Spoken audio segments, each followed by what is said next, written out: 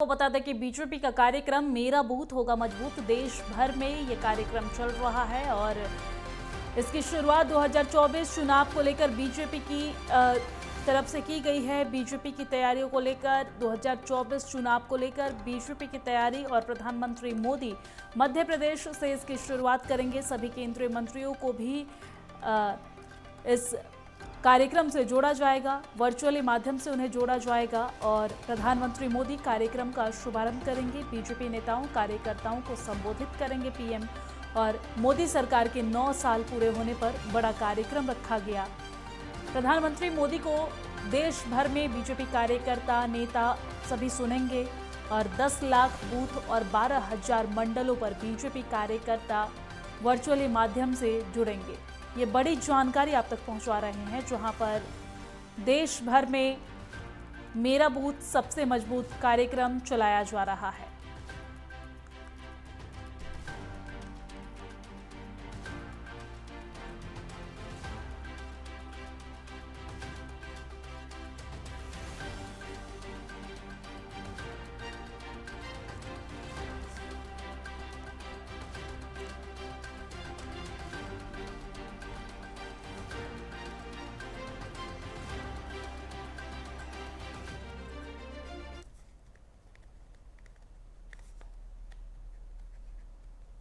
ये बड़ी जानकारी आप तक पहुंचा रहे हैं, जहां पर बीजेपी का देश भर में आज से कार्यक्रम शुरू हो रहा है, मेरा बूथ सबसे मजबूत।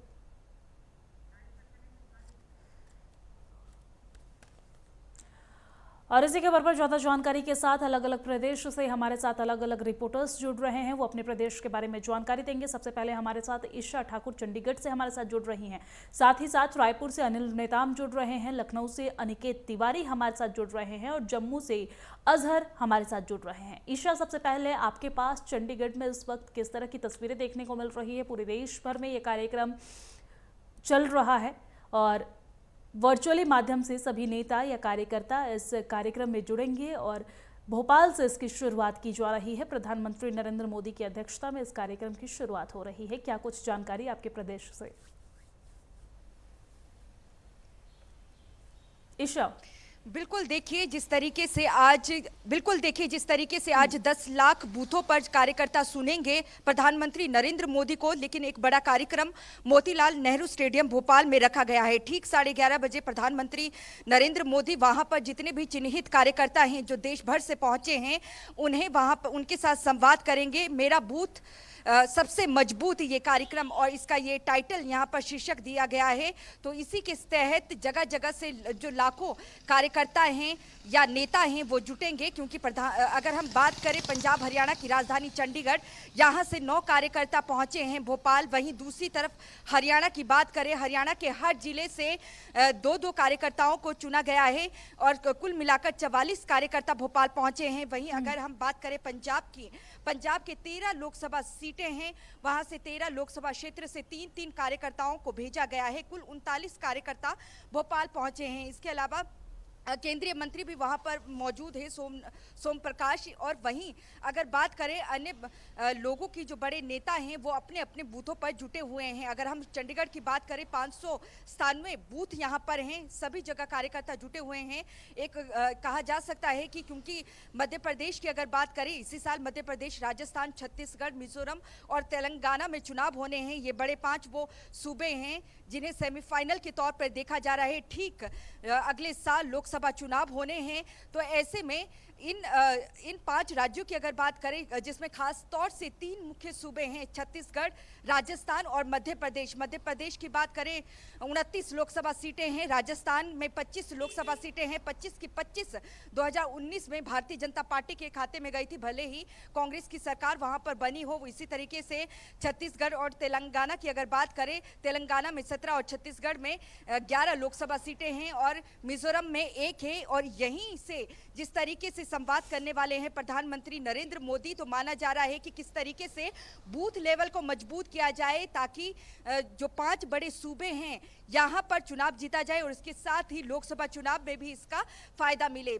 जेपी नड्डा जो कि भारतीय जनता पार्टी के राष्ट्रीय अध्यक्ष हैं, कल ही पहुंच चुके हैं भोपाल। और इसके अलावा अगर हम बात करें राष्ट्रीय महामंत्री, संगठन के जो महामंत्री हैं बीएल संतोष, वो भी इस वक्त भोपाल में मौजूद हैं। कार्यकर्ताओं में जान फूंकी जाएगी कि किस तरीके से, भले ही अगर हम बात करें कर्नाटक के चुनाव भारतीय जनता पार्टी के पक्ष में नहीं गए हैं, हिमाचल प्रदेश के चुनाव भी भारतीय जनता पार्टी के पक्ष में नहीं गए हैं, तो ऐसे में फूक फूक कर चल रही है भारतीय जनता पार्टी। और मध्य प्रदेश को इसलिए भी चुना गया है क्योंकि वो संघ का गढ़ माना जाता है, आरएसएस का गढ़ माना जाता है। इसीलिए संगठन के जितने भी महामंत्री हैं, चाहे आप बीएल संतोष की बात कर लीजिए या अन्य नेताओं की जिन्हें जिम्मा सौंपा गया है अनेक राज्यों का, वो भी वहां पर पहुंचे हैं। तमाम आरएसएस और संगठन के नेता वहां पर मौजूद हैं, भारतीय जनता पार्टी के नेता मौजूद हैं, कार्यकर्ताओं को चुना गया है वो वहां पर मौजूद हैं। तो ऐसे में मेरा बूथ कैसे मजबूत किया जाए, इस तरीके से संवाद यहां पर रखा गया है। और प्रधानमंत्री कहीं ना कहीं यहां पर लोगों, जो कार्यकर्ता हैं भारतीय जनता पार्टी के, उन्हें ये बताएंगे कि किस तरीके से बूथ लेवल पर काम करना है। 9 साल की जो उपलब्धियां हैं सरकार की, किस तरीके से जन जन तक पहुंचाया जाए, ताकि भारतीय जनता पार्टी इन 5 सूबे, जिसमें से 3 बड़े सूबे हैं राजस्थान, मध्य प्रदेश, छत्तीसगढ़, इनमें अपनी सरकार बना सके। और 2024 में लोकसभा चुनाव भी हैं और इसी के साथ हरियाणा में भी चुनाव होने हैं। तो ऐसे में कहा जा सकता है, ठीक है ईशा, आप हमारे साथ बने रहिए। लेकिन अब हम सीधे चलते हैं लखनऊ, जहां से हमारे संवाददाता अनिकेत तिवारी हमारे साथ जुड़े हुए हैं। अनिकेत, लखनऊ में इस वक्त किस तरह की तस्वीरें देखने को मिल रही है, क्योंकि आगामी 2024 लोकसभा चुनाव को लेकर बीजेपी के साथ साथ सभी पार्टियों ने कमर कस ली है, लेकिन बीजेपी एक के बाद एक कार्यक्रम कर रही है, चाहे वो मोदी सरकार के 9 साल पूरा होने पर महाजनसंपर्क अभियान हो या फिर अब इसके बाद मेरा बूथ होगा सबसे मजबूत। ये कार्यक्रम भी बीजेपी की तरफ से चलाई जा रही है, जिसकी शुरुआत भोपाल से की जा रही है। लखनऊ में इस वक्त किस तरह की तस्वीरें देखने को मिल रही है? अनिकेत, लखनऊ से इस वक्त किस तरह की तस्वीरें देखने को मिल रही है? अभी हम अपने दर्शकों को दिखा रहे थे भोपाल से लाइव तस्वीरें, जहां पर कार्यक्रम की शुरुआत प्रधानमंत्री नरेंद्र मोदी और साथ ही साथ बीजेपी के राष्ट्रीय अध्यक्ष जेपी नड्डा और उसके साथ ही मध्य प्रदेश के मुखिया शिवराज सिंह चौहान के द्वारा दीप प्रज्वलित करते हुए की गई है। पूरे देश भर से कार्यकर्ता वहां पे पहुंचे हुए थे, कार्यकर्ताओं में भारी उत्साह देखने को मिला है और देश भर के अलग अलग हिस्सों में इस कार्यक्रम को, कार्यकर्ताओं को जोड़ने की कोशिश, नेताओं को जोड़ने की कोशिश की जा रही है। लेकिन लखनऊ में इस वक्त किस तरह की तस्वीरें देखने को मिल रही है? देखिए दिव्या, अगर बात की जाए प्रधानमंत्री नरेंद्र मोदी की, तो उनके नेतृत्व में केंद्र सरकार को 9 साल पूरे हो चुके हैं। हालांकि अगर बात की जाए दिव्या 2024 के लोकसभा चुनावों की, तो अब समय बहुत कम रह गया लोकसभा चुनावों का। अब ऐसे में कहीं ना कहीं हर राजनीतिक दल जो है वो ये प्रयास कर रहा है कि उत्तर प्रदेश की जो 80 लोकसभा की सीटें हैं उन पर अपना कब्जा जमाया जाए, उन पर अपना जनाधिकार साबित किया जाए। हालांकि अगर बात की जाए दिव्या भारतीय जनता पार्टी की, तो लगातार मेरा बूथ सबसे मजबूत का जो कार्यक्रम है वो चलाया जा रहा है। और यही कारण है कि संगठन के तमाम, चाहे मंत्री हो, तमाम बड़े वरिष्ठ नेता हो, वो लगातार जनसंपर्क करते हुए नजर आ रहे हैं। फिर वो चाहे प्रदेश अध्यक्ष भूपेंद्र सिंह चौधरी की बात हो, ब्रजेश पाठक जो उप मुख्यमंत्री उनकी बात हो, केशव प्रसाद मौर्य जो उप मुख्यमंत्री बात हो, या खुद मुख्यमंत्री योगी आदित्यनाथ की बात हो, तो लगातार लोगों के बीच में जाकर जनसंवाद किया जा रहा है। इसके साथ साथ 9 सालों में केंद्र सरकार ने जो योजनाएं लाई हैं, उनसे जो लोग लाभान्वित हुए हैं, उन तमाम लोगों के बीच में जाकर अपनी योजनाओं को लेकर जा रहे हैं। और आने वाले समय में और क्या लोगों के लिए कर सकती है भारतीय जनता पार्टी, उन तमाम चीजों की समीक्षा के साथ साथ उनके बीच में जाने का प्रयास किया जा रहा है। हालांकि अगर बात की जाए प्रधानमंत्री नरेंद्र मोदी के आज के इस कार्यक्रम की, दिव्या, तो जो रीना चौरसिया राजधानी लखनऊ की भारतीय जनता पार्टी की महिला मोर्चा से जो जुड़ाव रखती हैं, उनसे भी आज पीएम नरेंद्र मोदी संवाद करेंगे। क्योंकि रीना चौरसिया वो ऐसी महिला है जिन्होंने सबसे ज्यादा लाभार्थियों के साथ में फोटो अपलोड किया है पोर्टल पर। तो साफ तौर पर कहा गया है कि लाभार्थी वित्त जो फोटो का जो सेशन जो किया गया था, उसमें रीना चौरसिया अव्वल रही हैं और उनसे भी आज प्रधानमंत्री नरेंद्र मोदी संवाद करेंगे। लगातार कहीं ना कहीं बात की जाए उत्तर प्रदेश की अगर, तो बेहद महत्वपूर्ण उत्तर प्रदेश कहा जाता है, क्योंकि सबसे बड़ा राज्य है और सबसे ज्यादा लोकसभा की सीटें उत्तर प्रदेश में है दिव्या। तो अब ऐसे में कहीं ना कहीं सभी राजनीतिक दलों के लिए जो केंद्र बिंदु, जो नजरें हैं, वो 2024 की निगाहों से कहना कि उत्तर प्रदेश की तरफ है।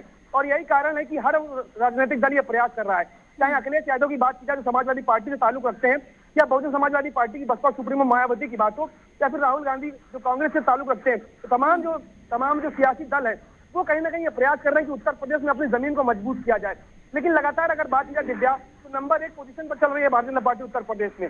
और आने वाले समय में जो लोकसभा के चुनाव है, और यही प्रयास है कि जो 80 सीटें उन पर अपना कब्जा सिद्ध किया जा सके और बड़ा जनाधिकार प्राप्त किया जा सके। और यही कारण है कि लगातार जो केंद्र और प्रदेश सरकार की जो योजनाएं हैं, उनको लोगों तक ले जाने के साथ जो लोग उससे लाभान्वित हुए हैं, उनसे भी संवाद स्थापित करने का प्रयास किया जा रहा है। ठीक है, स्टार्टअप हो, स्टैंडअप हो, ठीक है अनिकेत, लौटेंगे आपके पास, लेकिन हमारे साथ जम्मू कश्मीर से हमारे संवाददाता अजहर हुसैन भी हमारे साथ लाइव जुड़े हुए हैं। अजहर, जम्मू कश्मीर में इस वक्त किस तरह की तस्वीरें देखने को मिल रही है, क्योंकि आगामी लोकसभा चुनाव को लेकर बीजेपी ने कमर कस ली है, साथ ही साथ एक के बाद एक कार्यक्रम किया जा रहा है और कार्यकर्ताओं में जोश भरने का काम किया जा रहा है। आज पूरे देश भर में अलग अलग प्रदेशों में अलग अलग जगहों पर बीजेपी की तरफ से मेरा बूथ सबसे मजबूत कार्यक्रम चलाया जा रहा है, जहां से वर्चुअली लोग जुड़ेंगे, वर्चुअली कार्यकर्ता जुड़ेंगे और इस कार्यक्रम में हिस्सा लेते हुए कार्यकर्ताओं के अंदर जोश भरने का काम किया जा रहा है। और जम्मू कश्मीर से इस वक्त किस तरह की तस्वीरें देखने को मिल रही है?